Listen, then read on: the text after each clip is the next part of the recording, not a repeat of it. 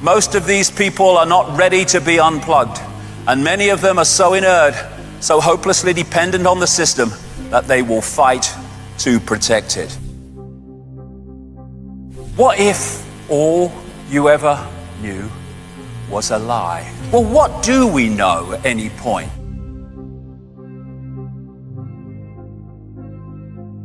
This Matrix scene is absolutely spot on. This isn't real. What is real? How do you define real?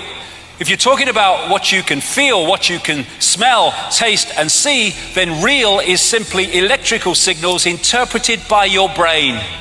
The senses are decoding systems, decoding information into a form that the brain can decode.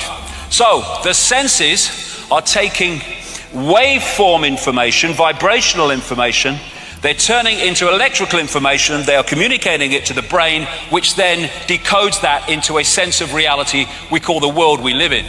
So the world that we think we're living in exists there. The brain is dark but sees light. How is that possible? How can my brain be totally dark and I see this light? Because that light in its prime form, like everything else, is just an information source.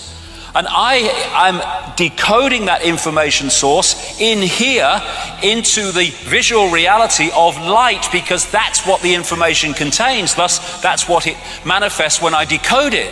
This is mainstream science. They talk about dark energy, dark matter. I see that slightly differently, but the principle's the same, what you can see and what you can't see. So you have this massive area of stuff they say exists in this universe, which we can't see. You then have light, electromagnetic spectrum, etc., which is 0.005% of what they say exists in this universe. And visible light, which is the only frequency band that we can decode into a visual reality, is a fraction of the 0.005%. This is the visible spectrum within the electromagnetic spectrum. Look at it, it's tiny. And that's all that we can see in what we call the world. You say to most people, can you see everything in the space you're looking at? Oh yeah, mate.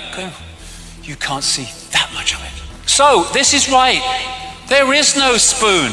It's not the spoon that bends, it is only yourself. Because that spoon only exists in that form when you decode it from energetic information. Information is encoded in what we call light. White light contains all the colors of the spectrum, and colors are frequencies. They're just different frequencies, and when we decode them, we see that color. And we think those flowers are red and yellow. They're not. Nothing has any color. The color is decided in our perception of it by whether it reflects certain frequencies or whether it absorbs certain frequencies. We're only seeing light that reflects. Thus, we're only seeing that color which is reflected by the object, therefore it seems to be that color. This is the scale of the illusion that we think is real. Light radiation is information, and the frequency or wavelength vibration is its delivery system. The information dictates the frequency. And this is really, I think, one of those whoa moments. As the frequency increases, the amount of energy carried by the wave also increases in proportion to the frequency. So, when you open your mind and open your heart, your frequency goes up. Provable fact, measurable. As your frequency goes up, you're now being able to hold and access more and more and more information. And thus you become more aware, more knowledgeable, more insightful, more intuitive. And Nikola Tesla, the genius from which so much came, he could see beyond the physical that we perceive. And he said, the day science begins to study non-physical phenomena, it will make more progress in one decade than in all the previous centuries of